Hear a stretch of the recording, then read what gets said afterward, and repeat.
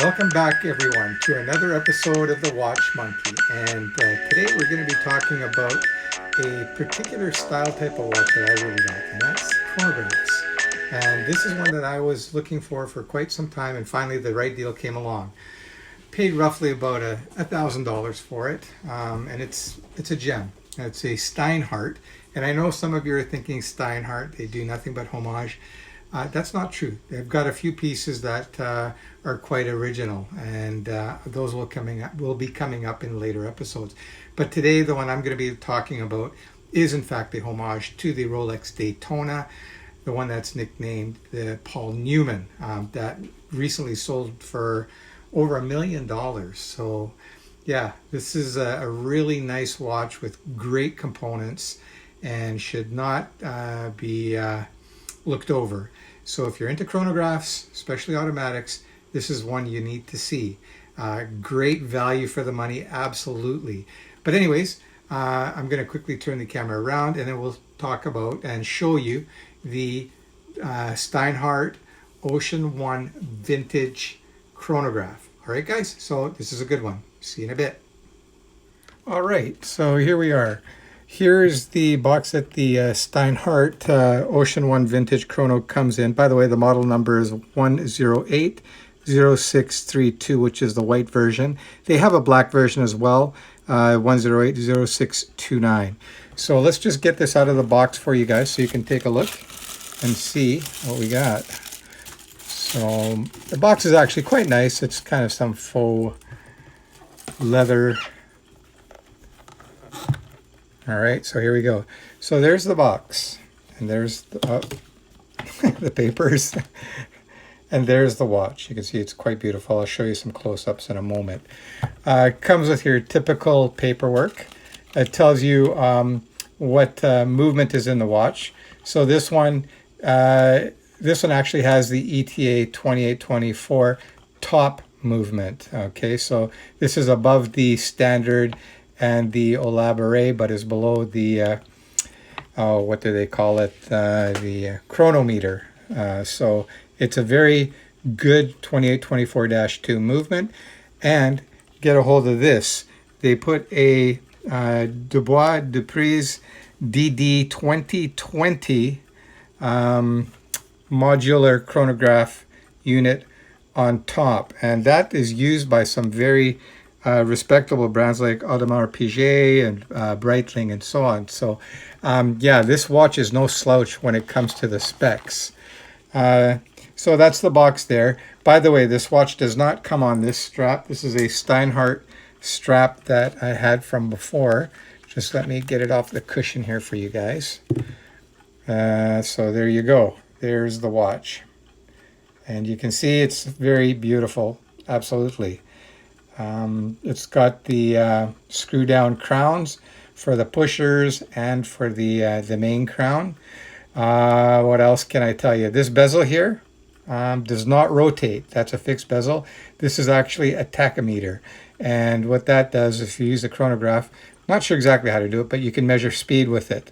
So a lot of, I guess, race car drivers and so on may have used this back in the day. But yeah, really great watch.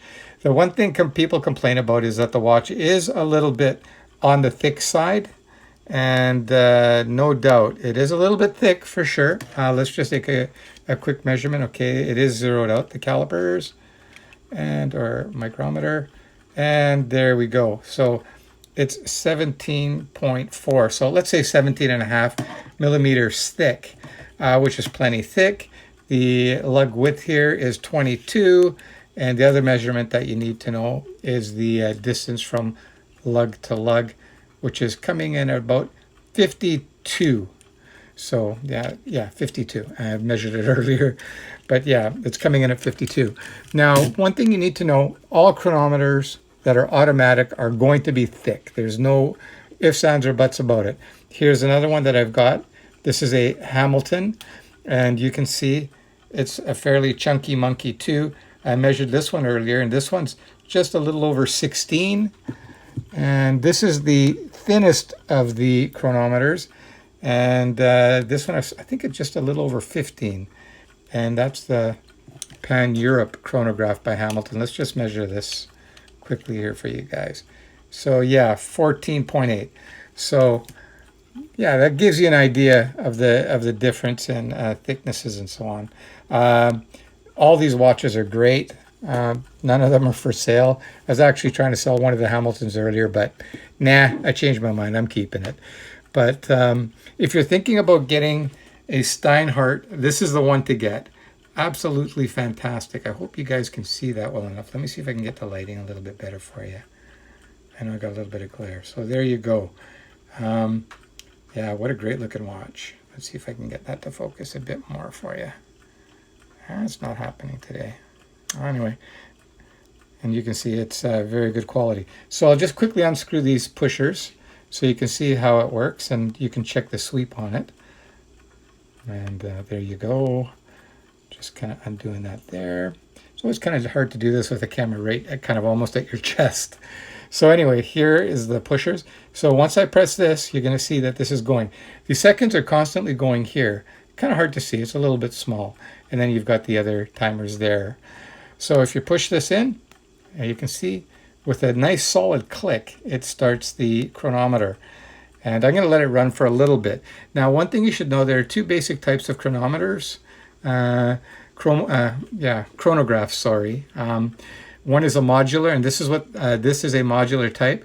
The other one is the integrated, which is here on the Pan-Europe and on the Hamilton as well. These are both integrated, and they're using the Valjoux 7750. And it's a great looking unit. There's no ifs, ands, or buts about it. I'm just going to quickly show you how that looks on the back. So you can see it is a nice looking timepiece for sure. So yeah, that's the Valjoux, and this is the ETA 2824-2 with the, as I said earlier, the Dubois Dépraz DD 2020 module that's put on top of it. So yeah, what a nice looking watch. I didn't think it was going to be this nice. You got to see it in person. And it's a decent size too. Like I said, some people complain, it's a little bit big. But here you go. These are two chronographs, one Hamilton, one Steinhart. But I can't say enough good things about Steinhart watches.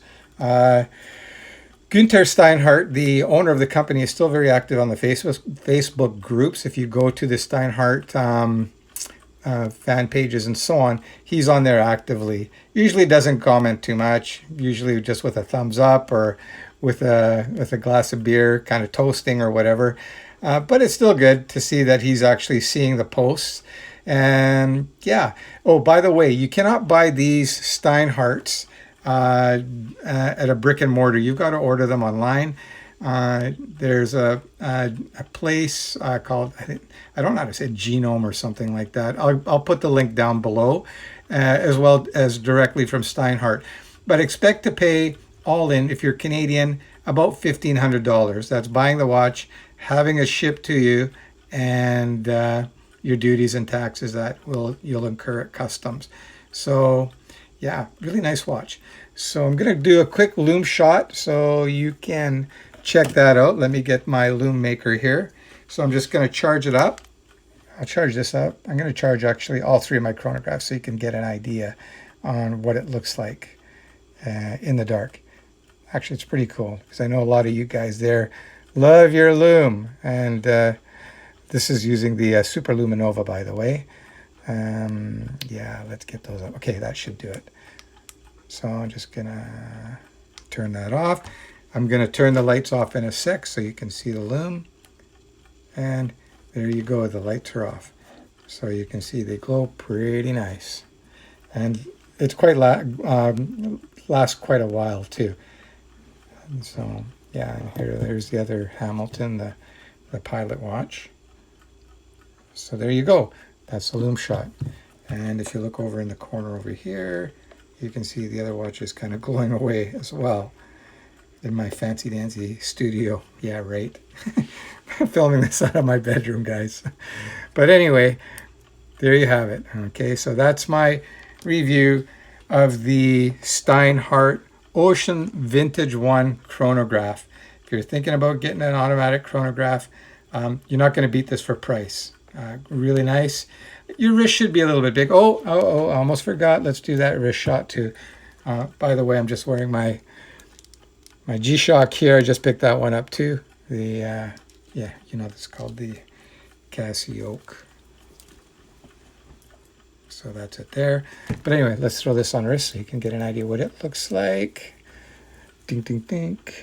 And dun, dun, dun, dun. There we go. Okay, so there you have it.